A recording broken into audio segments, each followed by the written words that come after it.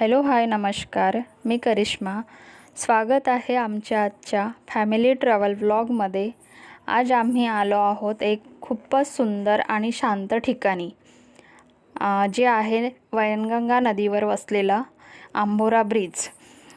आंबोरा हे ठिकाण केवळ ब्रिजसाठीच नव्हे तर प्रसिद्ध श्री सिद्धेश्वर मंदिरासाठी देखील ओळखले जाते. या मंदिरामध्ये शिवरात्रीच्या दरम्यान खूप मोठी यात्रा असते आणि भाविकांची प्रचंड प्रमाणात गर्दी असते. मंदिर नदीकिनारी असून त्याच्याजवळ आंबोरा ब्रिज आहे आणि त्या ब्रिजवरच एक छान असं रेस्टॉरंट आहे.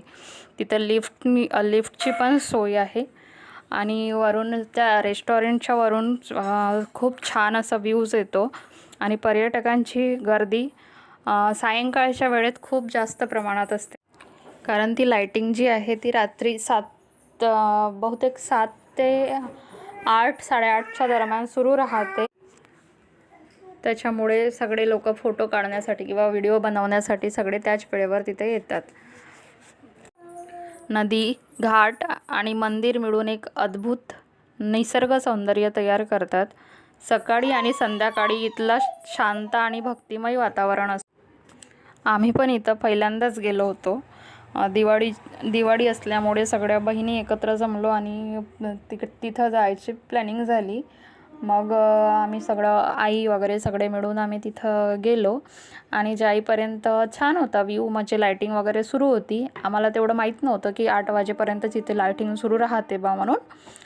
त्याच्यामुळे आम्ही छान नाश्ता इथून ब्रिज पार केलो, समोर गेलो मंदिराकडे आणि मंदिराकडेच नाश्ता वगैरे सगळं करत होतो.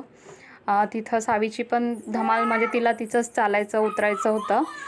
तिची तेवढी मस्ती करता करता मग तिथून आलो, नाश्ता वगैरे केला, काही फोटोज काढल्या आणि तिथून येईपर्यंत लायटिंग्स बंद झाल्या होत्या. पण तुम्हाला जर जायचं असेल तर आधी फोटो काढून घ्या, म्हणजे 6 ते 8च्या दरम्यान वगैरे, आणि नंतर मग मंदिराचे दर्शन घ्या. नाहीतर मग असं होते ना की अरे यार तिथं गेलो आणि आपले फोटोच नाही निघाले लायटिंगमध्ये वगैरे, असं व्हायला नको. म्हणून मी तुम्हाला आधीच सजेस्ट करते की आधीच फोटो काढून घ्या. व्हिडिओ आवडला असेल तर व्हिडिओला लाईक करा, शेअर करा आणि सबस्क्राईब